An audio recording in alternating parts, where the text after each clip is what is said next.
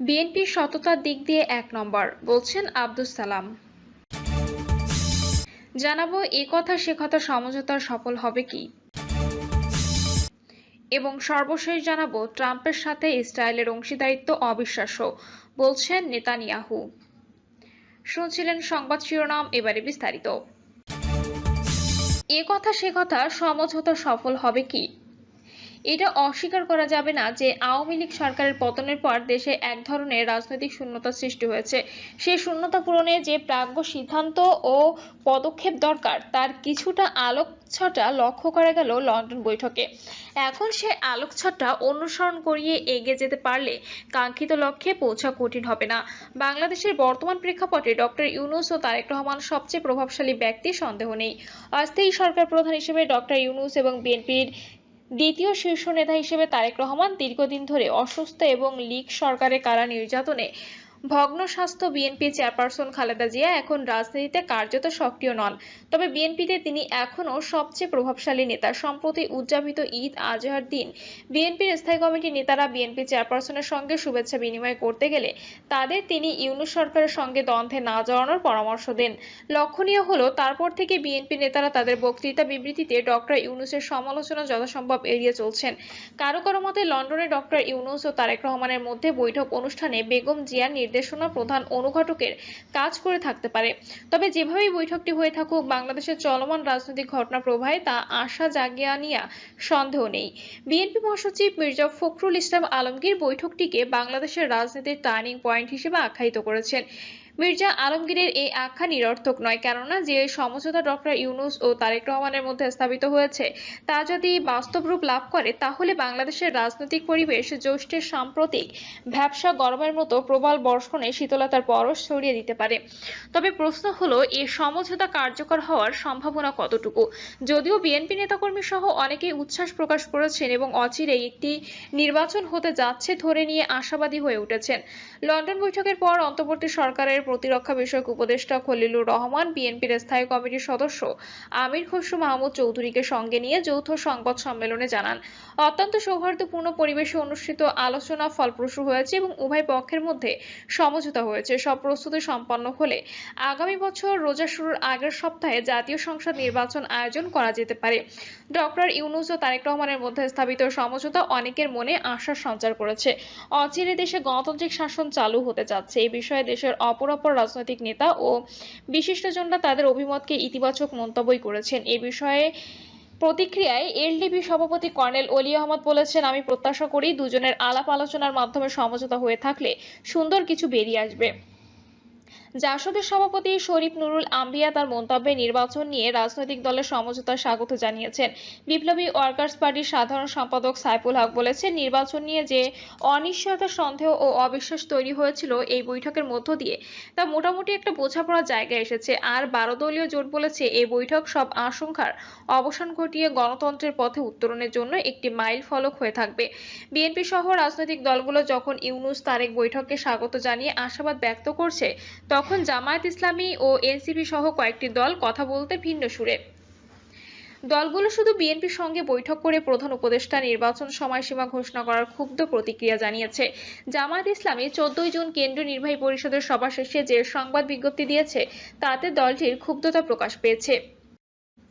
তারা বলেছে, লন্ডন সফরকালে একটি রাজনৈতিক দলের সঙ্গে বৈঠক শেষে বিদেশে যৌথ প্রেস ব্রিফিং এবং বৈঠকের বিষয় সম্পর্কে যৌথ বিবৃতি প্রদান করে বাংলাদেশের রাজনৈতিক সংস্কৃতির ব্যত্যয়। এর মাধ্যমে তার একটি দলের প্রতি বিশেষ অনুরাগ প্রকাশ পেয়েছে, যা তার নিরপেক্ষতা ক্ষুণ্ণ করেছে। জামায়াত আরও বলেছে, সরকার প্রধান হিসেবে একটি দলের সঙ্গে বৈঠকের পর যৌথ প্রেস ব্রিফিং করায় আগামী নির্বাচন অবাধ, সুষ্ঠু ও গ্রহণযোগ্য হওয়ার বিষয়ে জনগণের মধ্যে আশঙ্কা তৈরি হয়েছে। জামায়াত একটি দল বলতে যে বিএনপিকে ইঙ্গিত করেছে তা না বললেও চলে। তাহলে কি ডক্টর ইউনূস বিএনপি তথা তারেক রহমানের সঙ্গে বৈঠক করে কোনো বড় রকমের গুনাহ করে ফেললেন? জামায়াত নেতারা হয়তো বাংলাদেশের রাজনৈতিক বাস্তবতায় তাদের অবস্থানের কথা বিস্তৃত হয়ে গেছেন।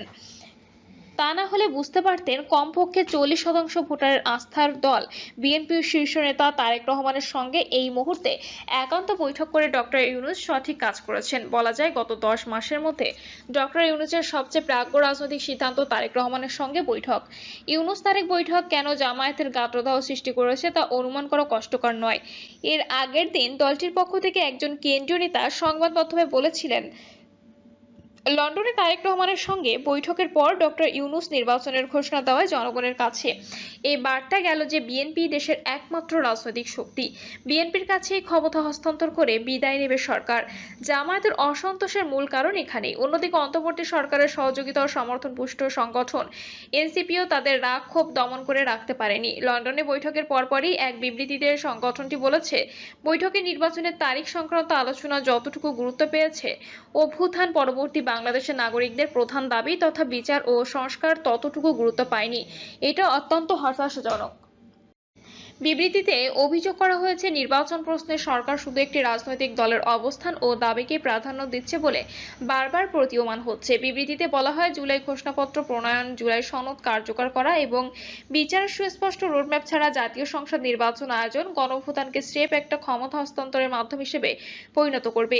এ ধরনের তারিখ জনগণ মেনে নেবে না বলেও বিবৃতিতে উল্লেখ করা হয়। একই দিন সংগঠনটির মুখ্য সমন্বয়ক নাসিরউদ্দিন পাটোয়ারী বলেছেন, শুধু বিএনপির সঙ্গে আলোচনা নির্বাচনের সময়সীমা নির্ধারণ হতে পারে না। লন্ডন বৈঠক নিয়ে জামায়াত ও এনসিপির প্রতিক্রিয়া ও বিবৃতির সাজুজ্য বিশেষভাবে লক্ষণীয়। অনেকে মনে করেন এর নেপথ্যে রয়েছে সংগঠন দুটির যৌথ পরিকল্পনা, আর সে পরিকল্পনা হলো আওয়ামী লীগের পতন ও পলায়নের পর শিশু পাঠের ছড়া অতে অজগরটি আসছে ধেয়ে, আতে আমটি আমি খাবো পেড়ে বাস্তবায়ন। আওয়ামী লীগ নামের অজগরটি ফিরে আসার ভয় দেখিয়ে জনগণকে বিভ্রান্ত করে ক্ষমতায় আমটি তারা নির্বিঘ্নে পেড়ে খাওয়ার পরিকল্পনা করছিলেন। আর সেজন্য উভয় সংগঠন থেকে ইদানিং বলা হচ্ছিল বিএনপি পতিত আওয়ামী লীগকে পুনর্বাসন করতে চায়। এ লক্ষ্যে বিএনপি ও অন্তর্বর্তী সরকারের মধ্যে দূরত্ব সৃষ্টিরও একটি সূক্ষ্ম প্রচেষ্টা লক্ষ্য করা গেছে। ঠিক সে সময় ডক্টর ইউনূস তারেক রহমান বৈঠক জামায়াত এনসিপির স্বপ্নকে ফিকে করে দিয়েছে। সঙ্গত কারণেই প্রশ্ন উঠেছে যে বৈঠক ঘিরে এত আলোচনা, এত আশাবাদ, সে বৈঠক শেষ পর্যন্ত দেশের রাজনীতিতে ইতিবাচক মোড় পরিবর্তনে কার্যকর কোনো ভূমিকা রাখতে পারবে কিনা। কেননা ডক্টর ইউনূস যাদের তার নিয়োগকর্তা বলে এর আগে ঘোষণা করেছেন এবং যাদের ইশারা ইঙ্গিতে এতদিন সরকার পরিচালিত হচ্ছিল, তারা এই বৈঠককে ভালোভাবে নেয়নি।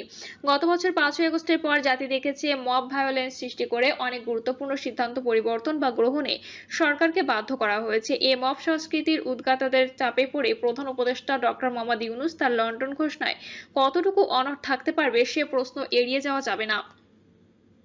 যেহেতু রাজনীতিতে শেষ কথা বলতে কিছু নেই বলে একটি আপ্তবাক্য রয়েছে, তাই সে কথা বর্ম হিসেবে ব্যবহার করে ডক্টর ইউনূস যদি লন্ডন সমঝোতা থেকে সরে আসেন, অবাক হওয়ার কিছু থাকবে না।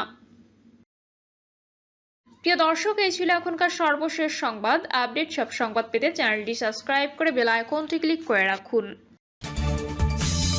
বিএনপির সততার দিক দিয়ে 1 নম্বর, বলছেন আব্দুস সালাম। বিএনপি চেয়ারপারসন খালেদা জিয়ার উপদেষ্টা কাউন্সিলের সদস্য আব্দুস সালাম বলেন, মানুষ মনে করে বিএনপি অসৎ, কিন্তু বিএনপি কখনো অন্যায় করবে না, অন্যায়কে প্রশ্রয় দেবে না। বিএনপির সততার দিক দিয়ে 1 নম্বর, বিএনপির সততা দিয়ে মানুষের মন জয় করবে। খালেদা জিয়ার উপদেষ্টা কাউন্সিলের সদস্য আব্দুস সালাম অন্তর্বর্তী সরকারকে উদ্দেশ্য করে তিনি বলেন, বিচারের নামে, সংস্কারের নামে বছরের পর বছর পার করে দেওয়া যাবে না। ওই যে হাসিনা মাঝে মধ্যে বলে টুপ করে আয়সা পড়বে, সে নাকি এখনো বাংলাদেশের প্রধানমন্ত্রী। এই কারণে বলি, ডক্টর ইউনূস, আপনাকে এই ষড়যন্ত্রকে থামাতে হবে। আমরাও বিচার চাই। আমরা নির্বাচিত সরকার এবং নির্বাচন ছাড়া আর কোনো বিকল্প নেই। সেই কারণেই আমরা নির্বাচন চাই। আব্দুস সালাম হলরুমে উপস্থিত সব নেতাকর্মীদের উদ্দেশ্যে বলেন, সবার জবাবদিহিতা থাকতে হবে। হাসিনার এমন কিছু ছিল না, তাই স্বৈরাচার হয়ে গেছে। অতএব আপনি জেলার শীর্ষ পর্যায়ের নেতা হলেও আপনার জবাবদিহিতা থাকতে হবে। কোনো অন্যায় অনিয়মের কাজ করে তারেক রহমান দলে পার পাওয়া যাবে না। বিএনপি কোনো অন্যায়কারীকে দলে স্থান দেবে না। তিনি বলেন, এখন অন্যরা চুরি করতেছে, আমাদের 2-1টা ছিটে ফোঁটা থাকতে পারে, কিন্তু সেটার জন্য তাদের বিরুদ্ধে আমরা ব্যবস্থা নিয়েছি। যদি এখনো কেউ থেকে থাকে তাহলে তাদেরকে সাইড লাইনে চলে যাওয়ার জন্য বলে দেবেন।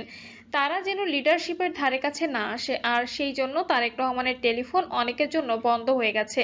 অনেকের টেলিফোন তৈরি তিনি ধরেন না, কাদের সাড়া দেয় না বুঝে নিয়েন। কাজেই বুঝতে হবে এটাই হলো তারেক রহমান যে আগামীতে রাষ্ট্রের দায়িত্বে আসবে। তিনি আরো বলেন, তারেক রহমানকে শুধু প্রধানমন্ত্রী করার জন্য নয়, দেশের সব ষড়যন্ত্র রুখে দিতে তাকে দরকার। দেশ চালাতে হলে খালেদা জিয়া, তারেক রহমানের মতো নেতা দরকার। আর তারেক রহমান আগামীতে রাজনৈতিক কর্মী হিসেবে ক্ষমতায় আসবে, কর্মী হিসেবে ক্ষমতা গ্রহণ করে দেশ চালাবেন। এজন্য সব নেতাকর্মীকে মানুষের মন জয় করার আহ্বান জানান তিনি।